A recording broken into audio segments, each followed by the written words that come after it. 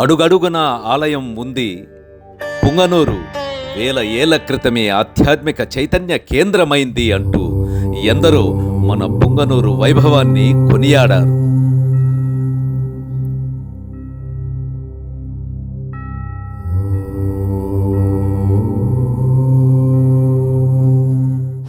పుంగనూరుకు 3 కిలోమీటర్ల దూరంలోని శ్రీ హనుమంతరాయ దిన్నె క్షేత్రానికి పురాతనమైన చరిత్ర ఉంది.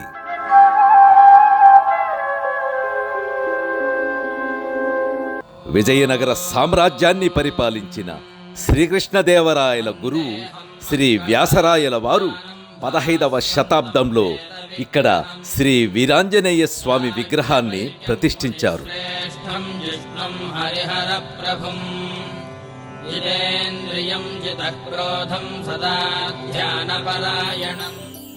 మహాశక్తివంతుడు మహాపరాక్రమవంతుడైన శ్రీ ఆంజనేయ స్వామి విగ్రహం ఈ ఆలయంలో ఎంతో పరాక్రమవంతంగా కనిపిస్తుంది.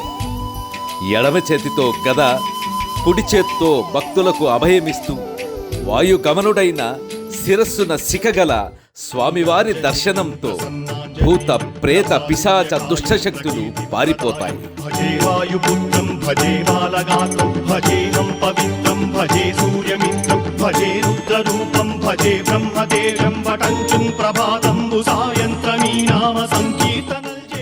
భయము, ఆందోళన మటుమాయమై సమస్యలు పూర్తిగా తొలగిపోతాయి.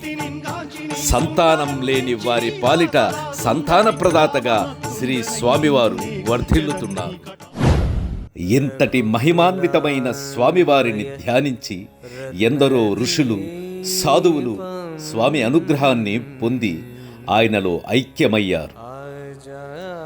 ప్రధానంగా మునివెంకటప్ప దాసులు, పిండి నగరం దాసులు, సిద్ధన్న తదితరులు స్వామి ధ్యానములో, తపస్సులో జీవ సమాధి పొందారు. ఆలయానికి సమీపంలోనే ఈ మహా తపస్సుల యొక్క మఠాలు నేటికి మనకు దర్శనమిస్తున్నాయి. పుంగనూరు పట్టణానికి పశ్చిమ నైరుతిలో రాసిమూలలో కొలువైన స్వామివారు ఇక్కడి ప్రజలకు పెద్ద దిక్కులా నిలిచారు.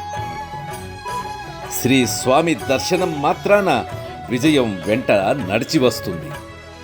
పుంగనూరును పరిపాలించిన జమీందారులు ఈ ఆలయానికి అనేక భూములను మాన్యాలుగా ఇచ్చి పోషించారు.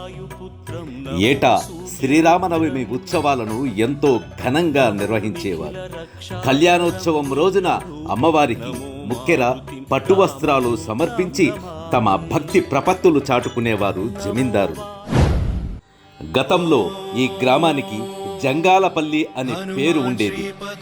గ్రామ ఉపాధ్యాయుడైన శ్రీ ఎస్ఎస్వి రామానుజం వారు 1996లో ఈ ఊరికి హనుమంతరాయ దిన్నెగా సార్థక నామధేయం చేశారు. గత ఏడాది స్వామివారి ఆలయ కుంభాభిషేకం సందర్భంగా ప్రకృతి సైతం హర్షించింది.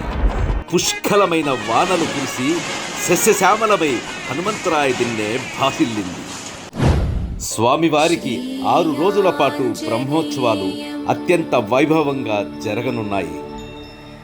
భక్తజన మహాశయులందరికీ ఇదే మా ఆహ్వానం.